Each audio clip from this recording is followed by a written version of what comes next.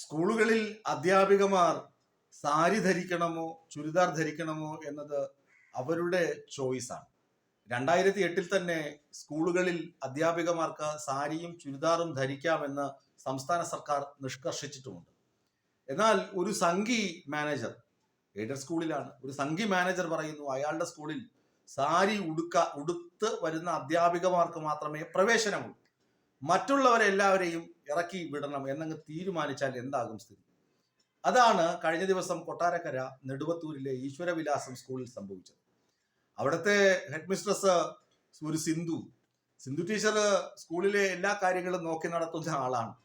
അപ്പോ ഇന്നലെ സ്കൂളിലെ ഉച്ചഭക്ഷണത്തിനുള്ള മുട്ടയൊക്കെ വാങ്ങി സ്കൂളിലെത്തുമ്പോൾ ഹെഡ് മിസ്ട്രസ് ആണെന്ന് ഓർക്കണം, സാധാരണ ടീച്ചറല്ല. അവിടുത്തെ എല്ലാ കാര്യങ്ങൾക്കും ഉത്തരവ് ഇടാണ്ട് സ്കൂളിലെ കാര്യങ്ങൾക്ക്, ദൈനംദിന കാര്യങ്ങൾക്ക് തീരുമാനമെടുത്ത് എക്സിക്യൂട്ടീവ് ചെയ്യേണ്ട ഉത്തരവാദിത്വമുള്ള പോസ്റ്റിലുള്ള ആളാണ് ഹെഡ് മിസ്ട്രസ്. ഹെഡ് മിസ്ട്രസ് വന്നപ്പോൾ അവിടെ ഏതോ ഒരു എംബോക്കി സെക്യൂരിറ്റി നിന്നിട്ട് ഗേറ്റ് അങ്ങ് പൂട്ടി. ടീച്ചർ ചുരിദാർ മാറ്റി സാരി ഉടുത്തിട്ട് വന്നാലേ അകത്ത് കയറ്റത്തുള്ളൂ എന്നാണ് അയാളുടെ വാദം. എടോ, ഞാനിവിടുത്തെ ഹെഡ് മിസ്ട്രസ് ആണ്, എനിക്ക് അകത്ത് കയറണം, ഈ മുട്ട അകത്ത് കൊടുക്കണം, ഞാനാണ് ഈ സ്കൂളിലെ എല്ലാ കാര്യങ്ങളും നോക്കേണ്ടത്, ദൈനംദിന കാര്യങ്ങൾ. ഇല്ല, അത് മാനേജർ പറഞ്ഞു സാരി ഉടുത്ത് വരുന്നവരെ മാത്രം അകത്ത് കയറ്റിയാൽ മതി എന്ന് സെക്യൂരിറ്റി. ടീച്ചർ അപ്പോൾ അവിടെ നിലത്തിരുന്നു, ഒരു 45 മിനിറ്റോളം നിലത്തിരുന്ന് പ്രതിഷേധിച്ചു. എന്നിട്ട് വിദ്യാഭ്യാസ ഓഫീസറെ, കൊല്ലം ജില്ലാ വിദ്യാഭ്യാസ ഓഫീസറെയൊക്കെ വിളിച്ചു, പോലീസിനെയും വിളിച്ചറിയിച്ചു. അവസാനം പോലീസ് വന്ന സെക്യൂരിറ്റിയെ 4 കാര്യങ്ങളൊക്കെ പറഞ്ഞ് നല്ല രീതിയിൽ പറഞ്ഞ് മനസ്സിലാക്കിയപ്പോൾ ഗേറ്റ് തുറന്നു കൊടുത്തു. മാനേജറെ വിളിച്ച് 4 ചൂടായി.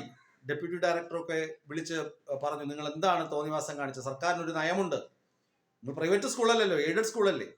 പ്രൈവറ്റ് സ്കൂളിലാണെങ്കിൽ പോലും കൃത്യമായി എന്താണ് ചുരിദാറോ സാരിയോ ധരിക്കാം, അവർക്ക് ഓവർകോട്ട് ഉണ്ടാകും, അതൊക്കെ അവരുടെ യൂണിഫോമിന്റെ രീതിയാണ്. ഇത് സാരി മാത്രമേ ഉടുക്കാൻ പാടുള്ളൂ എന്ന് നിങ്ങൾക്ക് നിഷ്കർഷിക്കാൻ എവിടെ നിന്നാണ് അധികാരം കിട്ടിയത് എന്ന് ചോദിച്ചു. അപ്പോഴേ ബബ്ബ സംഘി മാനേജർ ബബ്ബ അടിച്ചു.